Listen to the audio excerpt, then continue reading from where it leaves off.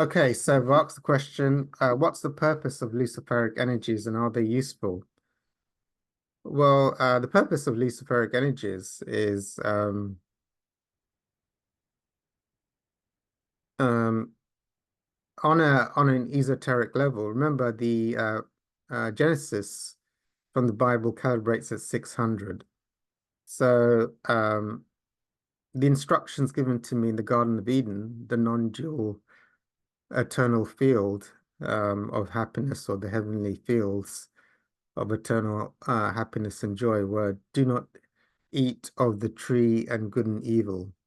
Do not eat of the tree of good and evil and remain under the protection of the Garden of Eden and be under, in heavenly eternal happiness forever after.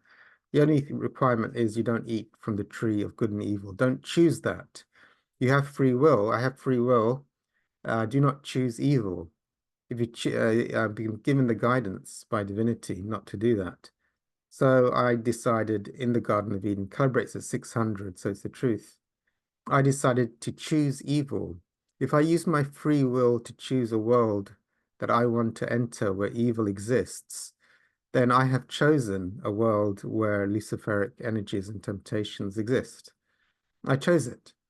And so to choose a world where evil exists means, um, yes, I will experience it. I will experience luciferic energies. And so that's the purpose. The purpose is I wanted it. I chose it over God. I chose the tree of good and evil above God, so that I get what I want. So that's the purpose of it. I'm getting what I want. But is it useful? Yes, it is useful because I can decide after abandoning the Garden of Eden and abandoning divinity, I can, if I think that was a bad choice to choose a world where evil exists, then I can the usefulness of it to continue in my life is to unchoose it. So to unchoose the world that I chose would be then to choose enlightenment, the pathway, which is quite difficult after choosing to live in a world of duality and separation and where evil exists. The pathway of enlightenment is to undo that choice, to return to the Garden of Eden and the non-dual fields of heavenly eternal happiness and joy forevermore.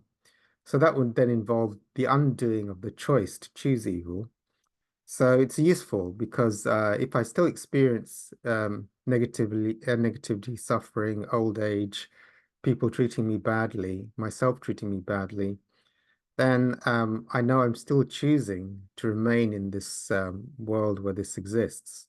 So if I now want to choose to go back to the fields of heaven, enlightenment, then while that still exists in my life, then it can be used as a way to undo the choice that's allowing that to continue to exist through forgiveness, through letting go of attachments, through vigorous spiritual work to undo the identifications and the attachments and the choices to experience separation and a world where negativity exists, because in separation, negativity exists.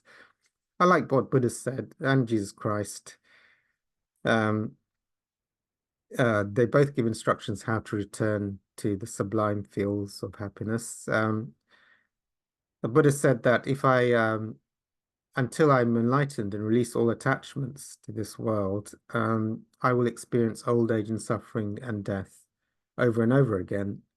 So he recommends enlightenment and doing the work necessary to achieve that. And Jesus Christ, who said to hold Jesus Christ as a savior and to take on board his teachings of forgiveness and love, and holding Jesus Christ as your savior, and then you'll be promoted upstairs back into the Garden of Eden, or towards that, and you won't go further into the worlds of evil, which is, downstairs. So you don't want to go down there because it can actually get worse than purgatory.